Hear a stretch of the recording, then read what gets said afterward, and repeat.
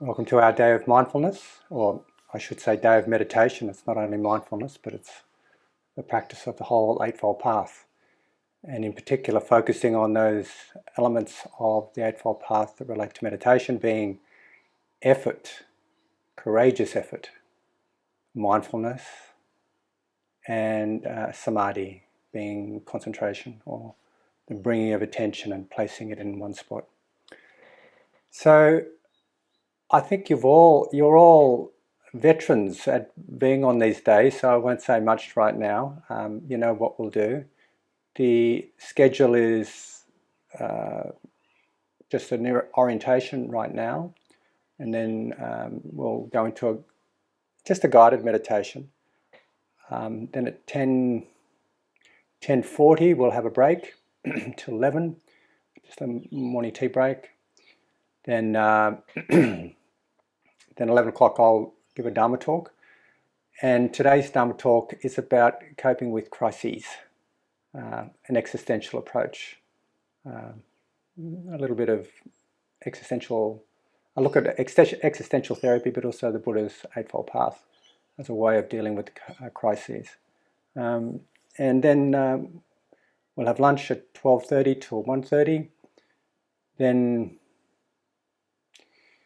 sitting and walking again, and then some Dharma discussion at 2:30.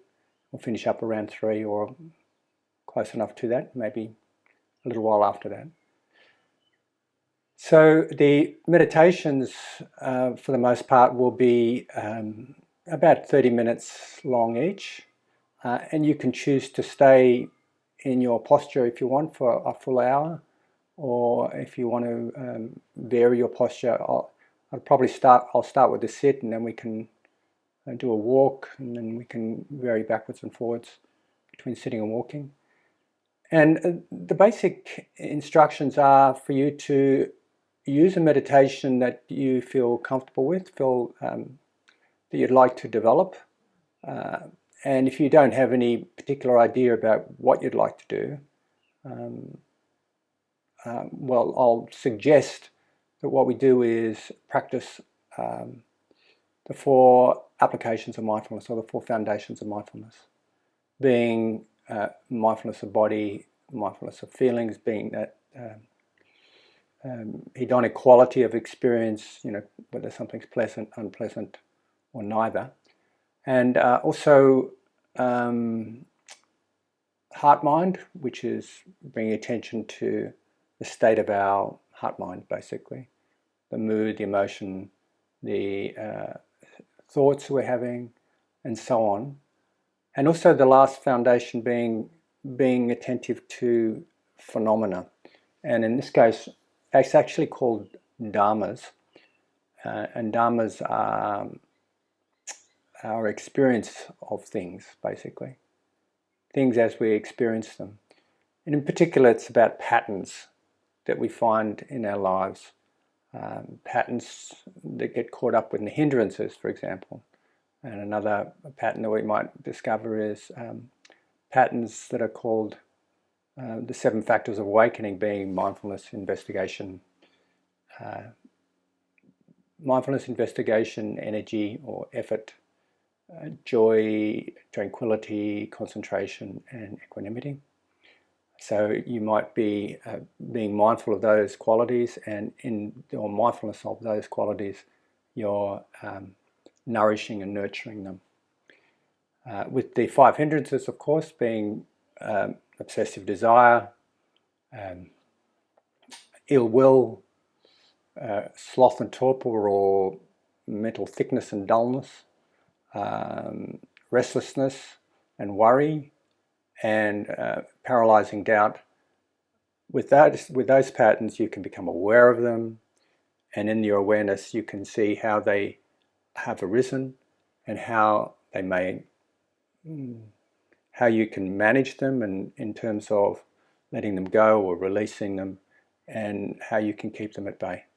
So that's the effort of that particular area of the 4th foundation of mindfulness, being, it's called Dhammanupassana Satipatthana, meaning the tracking and seeing along with of dharmas, or seeing along with of patterns and phenomena and experiences. So generally I would say that's the meditation. You may want to strengthen your concentration to begin with, in which case you may just sink into a meditation, cultivate mindfulness of breath, and stay there, make that the object of your meditation. And when your mind goes off, you just bring it back, strengthen your stillness, strengthen the quality of stillness and power of your mind, and then you may shift it to being insightful, or looking with mindfulness and tracking with mindfulness experience. And of course, the way I like to meditate is to begin with every meditation with a motivation. And we'll do this as a guided meditation today, and I'll invite you to rouse your motivation for coming today. There may be a particular motivation that you want to adhere to, or set as your direction. And of course, with that motivation, I'll invite you to just have a few moments of either loving kindness, compassion, appreciative joy, or peacefulness. These are the 4 heart qualities. It's very useful to begin whatever meditation we're doing with one of these qualities, even if it's just for a few minutes, if you can. I'll invite you to do some metta, or loving kindness, warm benevolence, as that's a way of not only strengthening your motivation and intention for the day, and also your life, but it is also a good way of getting concentrated. It kind of clears the slate when you have a feeling of benevolence, well-being in that respect. The hindrances are automatically put at bay. They say if we can live with a mind, if we can abide in a mind of loving kindness, it is like we are awakened.